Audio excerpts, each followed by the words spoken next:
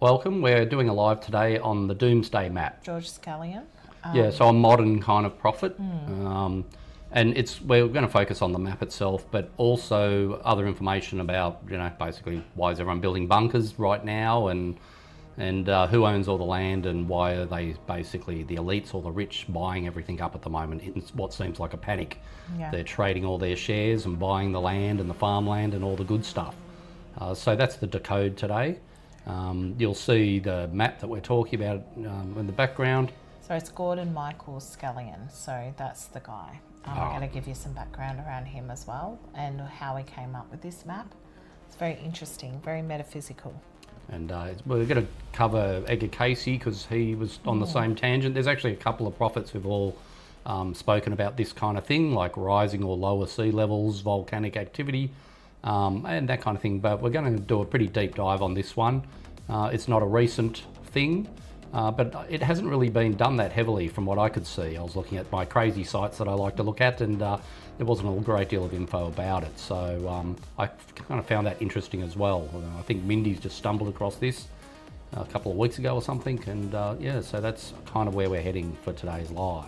And I think just to tap in there, we're not going on about this one, but even other prophets like Baba Vanga did say that Europe would disappear.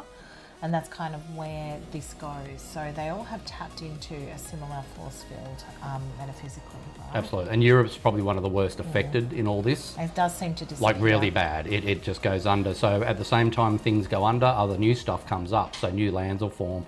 And I think a lot of people would sit around thinking, this sounds totally impossible. Well, just kind of remember Atlantis and all these structures that are under the sea. With the new imagery that we get from satellites at the moment, we're able to now see stuff under the sea we couldn't only years ago. Yeah. And they're finding that pretty much everywhere they look, there's another civilization, an old city, and it's all under the sea. So this seems to have happened. And the stone temples and pyramids under the sea are massive. So they weren't obviously built under the bloody sea. They were built above, and these couldn't be that old in theory, like, I don't know, 20,000 years ago.